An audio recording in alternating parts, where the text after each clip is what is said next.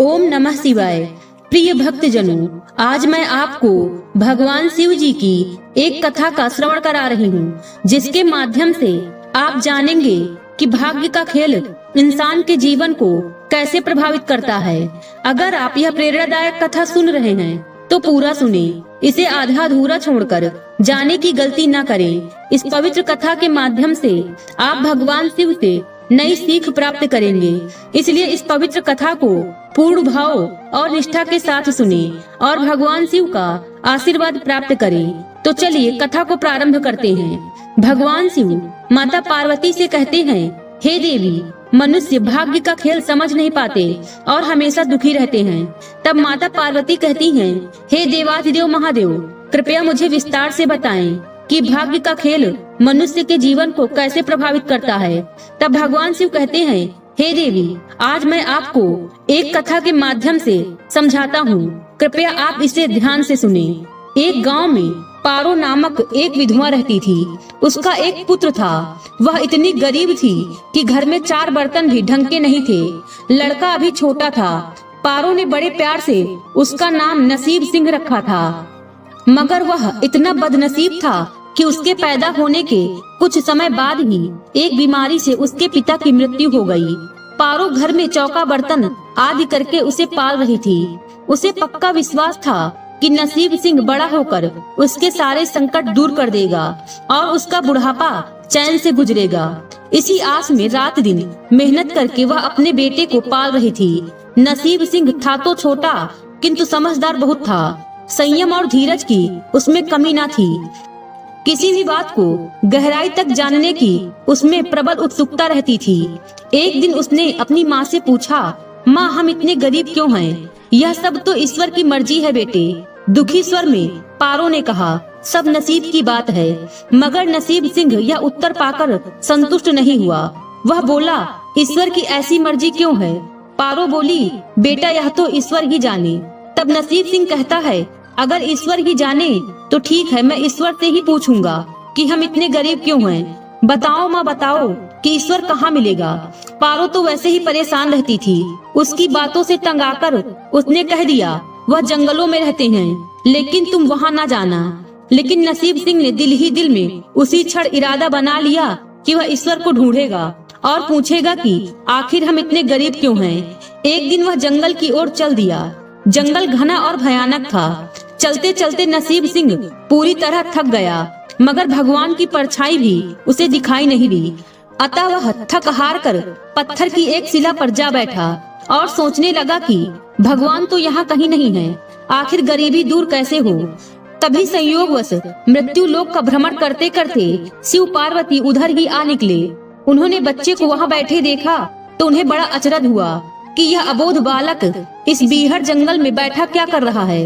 भगवान शिव ने बालक से पूछा, तुम कौन हो बालक, और इस जंगल में बैठे क्या कर रहे हो? बालक बोला, मैं ईश्वर को ढूंढ रहा हूँ। ईश्वर को? माता पार्वती चौंकी और पूछा, मगर क्यों? ईश्वर से तुम्हें क्या काम है? बालक बोला, मैं उनसे पूछना चाहता हूँ कि हम इतने गरीब क्यों हैं? दूसरों की तरह हम पर भी भाग्य की कृपा क्यों नहीं है? नसीब सिंह ने निर्भीकता से उत्तर दिया। माँ पार्वती और भगवान शिव बच्चे का साहस देखकर बहुत प्रसन्न हुए। माँ पार्वती तो करुणा की सागर हैं। उन्हें उस बच्चे पर बड़ी दया आई और भगवान शिव से मुखातिब होकर बोली, प्रभु, इस बालक का कुछ कीजिए। तब भगवान शिव कहते हैं, हम कुछ नहीं कर सकते पार्वती, क्योंकि इसके भाग्य में यही सब लिखा है। भाग्य देवता के लेख के अनुसार इसे ऐसा ही जीवन भोगना है। माँ पार्वती बोली, नहीं नहीं स्वामी, आपको कुछ करना ही होगा। माँ पार्वती हट करने लगी।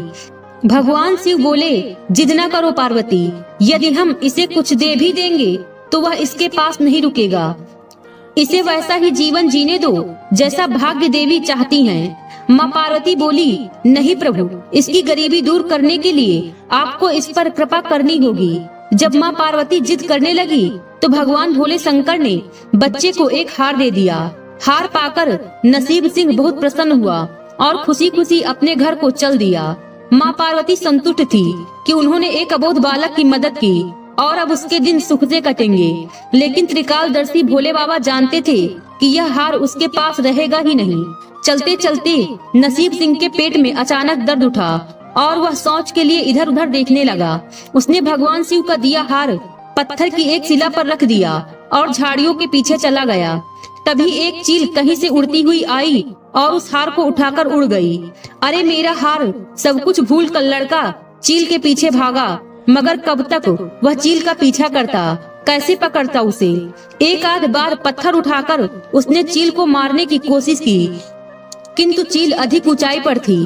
कुछ ही पलों में चील उसकी नजरों से ओझल हो गई तो वह बड़ा दुखी हुआ और रोते रोते अपने घर की ओर चल दिया। घर पहुंचकर उसने माँ को सारी बात बताई, मगर पारो को उसकी बात पर बिल्कुल भी विश्वास नहीं हुआ। हाँ, उसकी बात सुनकर थोड़ी सी उदास अवश्य हो गई, लेकिन नसीब सिंह माँ की उदासीनता देखकर हतोत्साहित नहीं हुआ।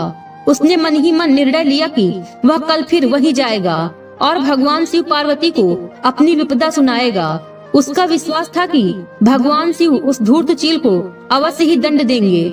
भगवान शिव ने पार्वती से कहा, देखो उसके पास कल वाला हार नहीं रहा, उसे एक चील ले उड़ी और दूसरा हार पाने वह उस चील को दंड दिलवाने की इच्छा लिए वह लड़का आज फिर आया है।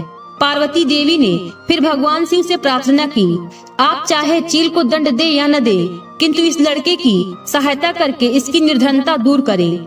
भगवान शिव बोले, हम अब कुछ नहीं कर सकते देवी, यदि तुम जिद करती हो तो हम ब्रह्मा से कहते हैं, वही इस बालक की कुछ सहायता करेंगे।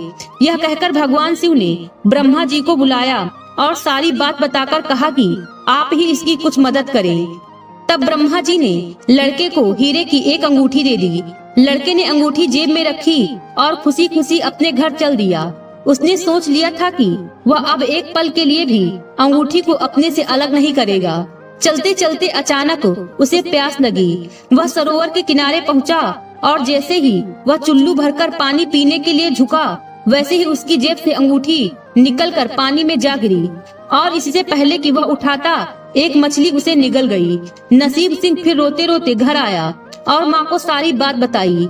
बेटा, जब तक भाग्य में नहीं है तब तक कोई भी चीज नहीं रुकेगी, माँ ने उसे दिलासा देते हुए कहा। जब भाग्य देवता खुश होंगे तो मिट्टी भी सोना बन जाएगी, मगर इस प्रकार किसी के देने से हमारी गरीबी दूर नहीं होगी।